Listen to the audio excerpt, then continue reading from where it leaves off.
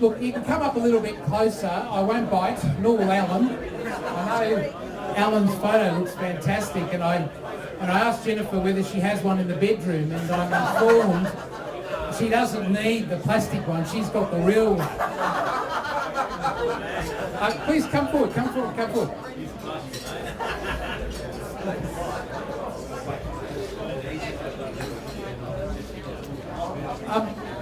Come on, a little bit forward. Malcolm, Llewellyn, Dance and Maria. I've got 2 spots up here for you. So come up a little bit forward.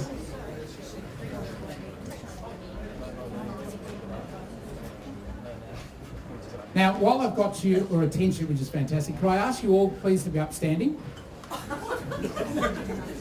And what I want you to do is turn to the person to your left or right and give them a big hug.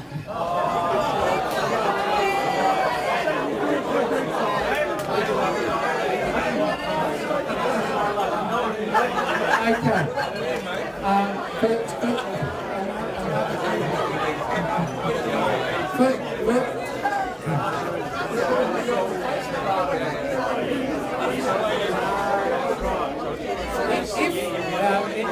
Those who have got the chairs in front of them can sit.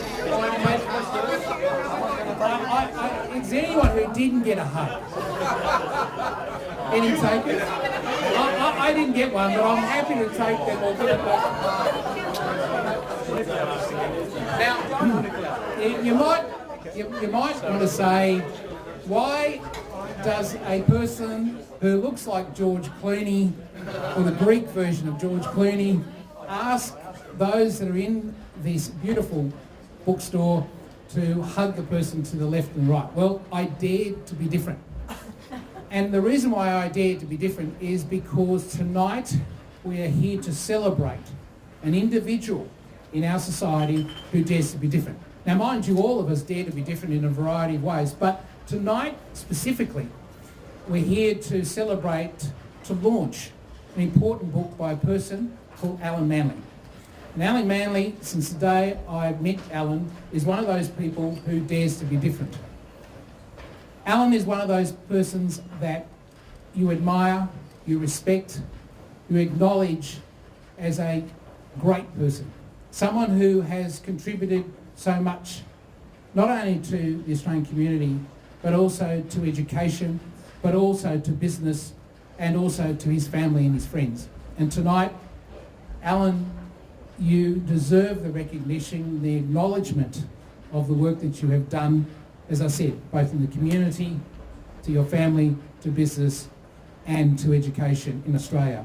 And tonight, you can see the room full of not only of your friends, family and supporters, but also of others who wanted to come to meet you and to acknowledge the work that you have done. So I, as the Master of Ceremonies, Paul Nicolau, the Director of the Business Leaders Council of the Australian Chamber of Commerce and Industry, it's a great pleasure to welcome you here to help celebrate the launch of this fantastic book. So please, put your hands together.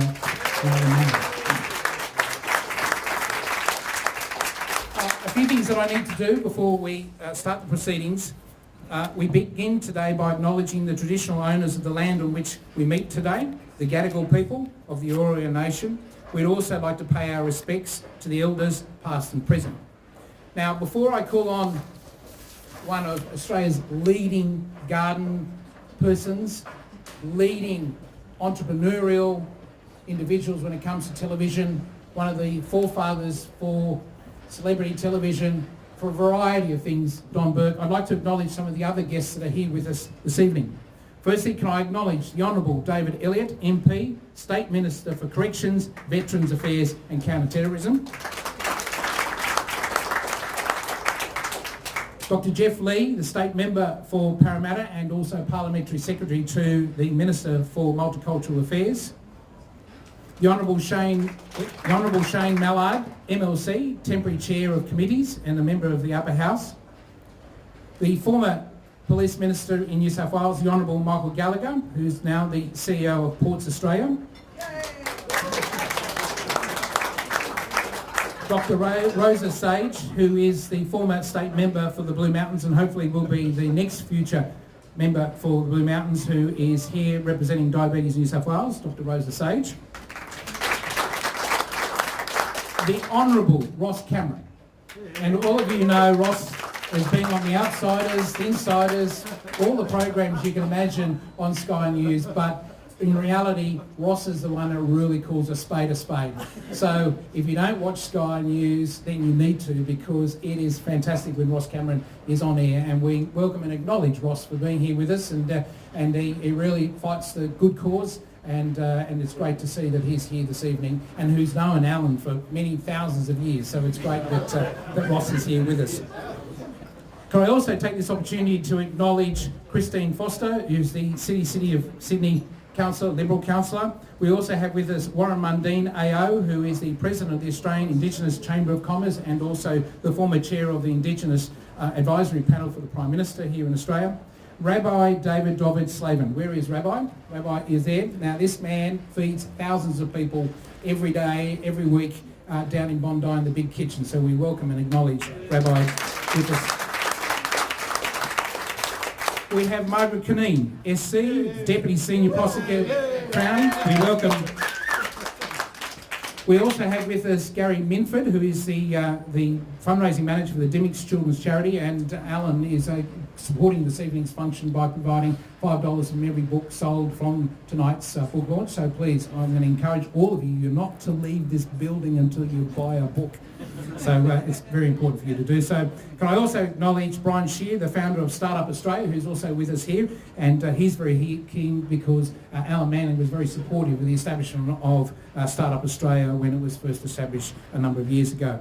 Can I also acknowledge Sue Boberman, who is here, who's our public relations person that does a great job at Dymocks, and we thank you for her as well for being here. And it's important to acknowledge the better half to Alan Manley. This lady has put up with years and years of stress, and she is a machine. A machine. In reality, you'll be signing the books. Jennifer will be signing the books tonight. Forget Alan. If Alan thinks he's the person, it's been Jennifer. And Jennifer, you look sensational. As I said to Alan before, and I mean this with all sincerity, you never trust a Greek bearing gifts, and on this occasion, I bear no gifts. He punches above his weight. So please put your hands together and acknowledge. And the son that's put up with mum and dad for years, right? You know, this guy has worked solidly to deal with his mum and dad. So James, well done.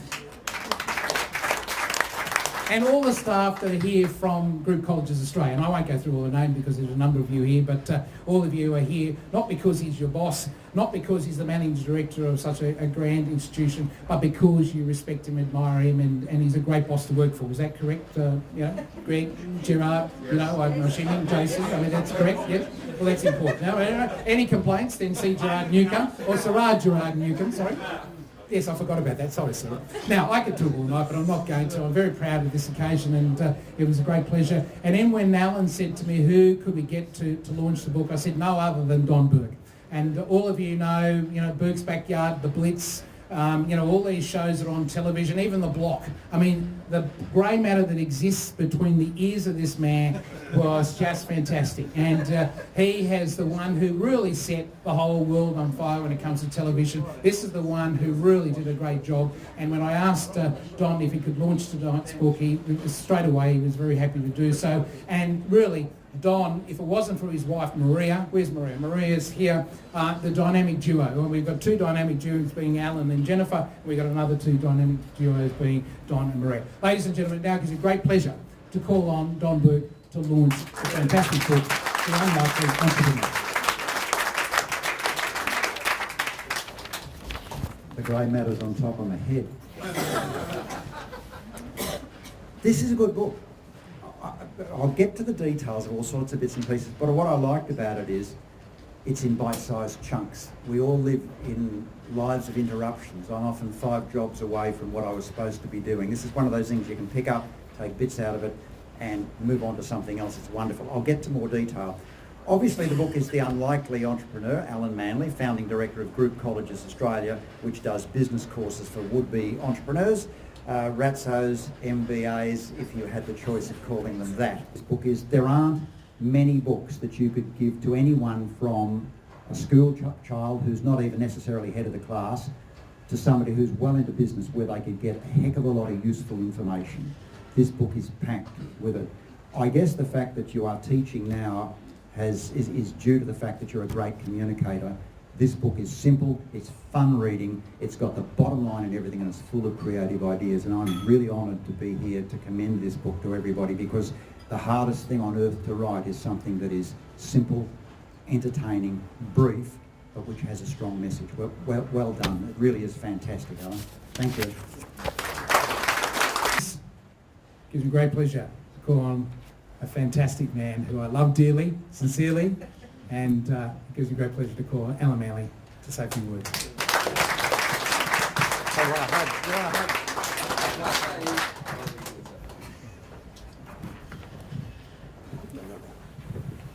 Thank you, Paul, and thank you, Don.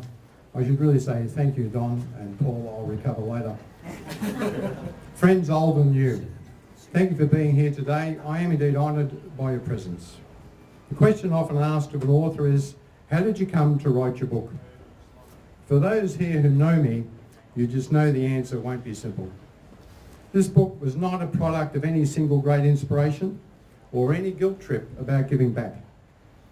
It is perhaps more interesting, it is a sequel to an earlier book that was written because people begged me to write a book. Let me give the background. I'll just get my glasses so I can read it. In 2009, I had recently survived a life-changing experience. While still in that traumatised state, I recall how a simple courtesy greeting of "How are you?" would result in me telling them in detail exactly how I was and why. I would launch into a dissertation citing injustice of the legal system that allowed and funded a vexatious litigant to attack me for over 10 years. I'd recall all 32 cases, every one of the 250 appearances that took me from a journey from North Sydney local court, visiting every single level of the court system and finally concluding in the High Court. I did pick up that my audience was always relieved to hear that the story had an end. It was then that I would hear them saying, "You should write a book." It was uttered as they left, claiming to have noticed an old friend across the room. Interestingly, I would not always see those people again. 2 years later, in 2011, I responded to this overwhelming request to write a book. And it was called "When There Are Too Many Lawyers, There Is No Justice." The title said it all. I was interviewed by magazines and radio shows throughout the nation. I even had one interview on Sky TV.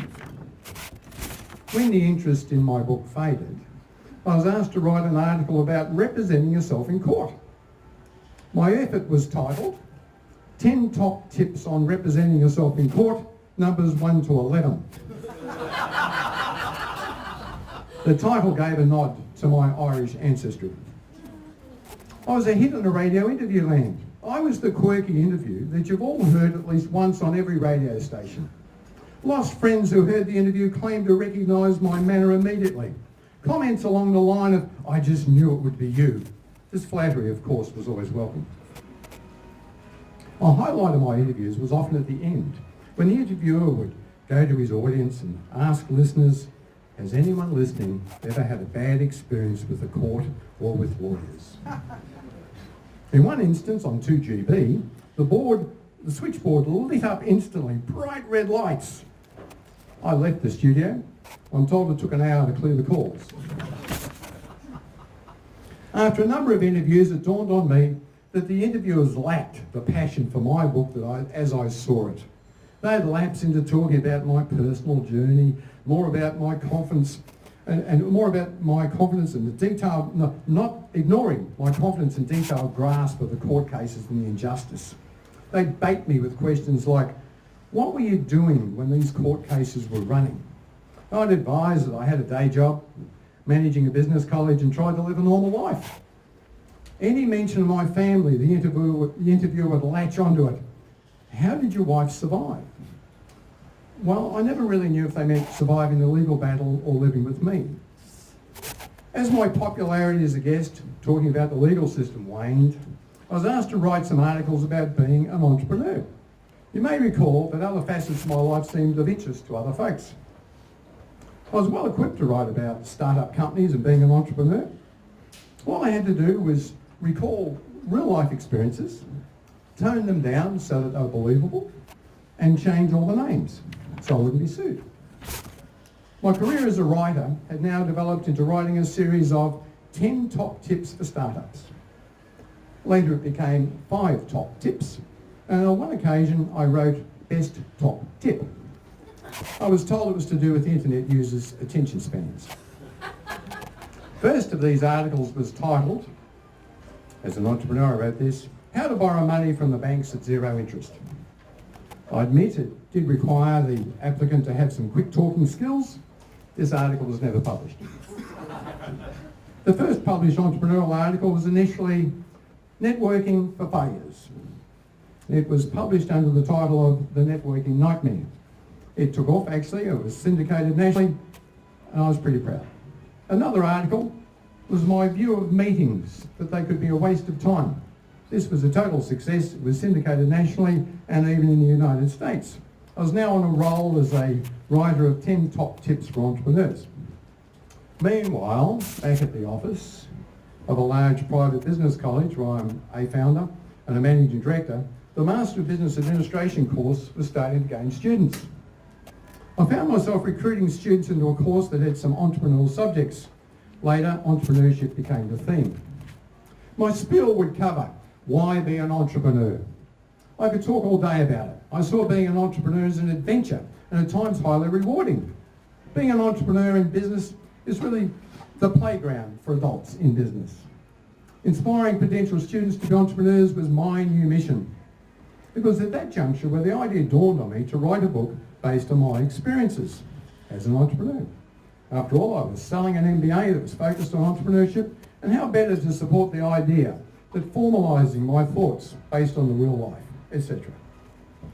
Last September I was interviewed by CEO Magazine, and I boldly declared I really like seeing students get it, knowing that they too can be entrepreneurs.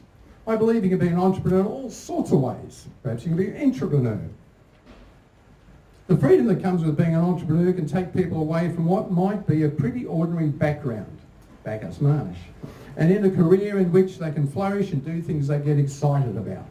Perhaps, ladies and gentlemen, the unspoken part of the quote was that potential students were people just like me, the unlikely entrepreneur. Ladies and gentlemen, thank you for being here tonight. I hope you enjoy my book. Thank you.